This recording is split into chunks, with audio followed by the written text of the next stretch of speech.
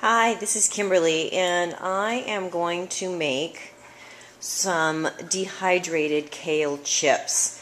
So some of the things that you're going to need is you're going to need some cashews soaked overnight to release the enzyme inhibitors. You're going to need some tahini, some salt. My practitioner recommends Celtic salt. Okay, so now I actually went and I got the onions. So I chopped up some onion. It says about 2 tablespoons of onion, and then I got some nutritional yeast. Some people say that it has cytokines and to stay away from it, but it really gives it that yummy, delicious, yummy flavor. And the bell pepper actually is what gives it the cheesy flavor. Okay, so we're going to go into the nutritional yeast, and we're going to get about a tablespoon. We're going to go into the salt and take about a tablespoon, and then we're going to come back in and get a little bit more yeast and a little bit more salt, and then come over for the tahini and get about a tablespoon and a half of tahini, which is sesame nut butter. So there, in there I'm going to add the onions and the bell pepper. So there you can see how fast the vitamins work.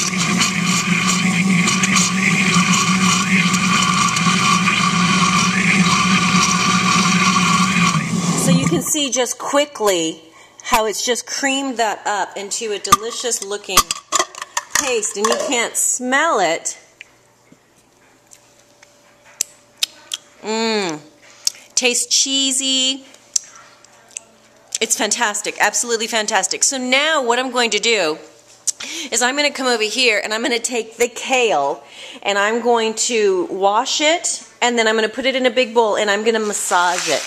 I'm really going to squeeze it to break it down into a chud, which kind of pre-digests it so that I can just add the sauce straight onto it. I've got my kale in the bowl, and I've just poured on it from the blender the cheddar cheese sauce, which is made with cashews, bell peppers, nutritional yeast, salt, onion, tahini, and then I squish it up. You squish, squish, squish to pre-digest the kale so that when you put it in the dehydrator, it's all ready to go. And so I'll put it in the dehydrator for about 12 hours, and then I'll flip the trays so that the top tray is on the bottom. And then after that, I should be able to pull some of the kale out. And you can see that it's starting to lose some of its shape. As I work it, it loses its volume because I'm condensing it and breaking it down. And the fibers of the leaf are actually losing their shape. So this is really wonderful. And then I'll probably add just a little bit more of the cheese sauce to make this a really cheesy batch. This is for Terry's birthday, and this is her favorite food. And you can see as I work it more that actually the size, this was filled up and it's actually come down to here. So by working it, this is going to be a really good batch of dehydrated kale chips. So what I'm doing now is I'm putting the kale from the bowl onto the dehydrator trays. So I'm just kind of putting them loosely so that there's enough room around each leaf.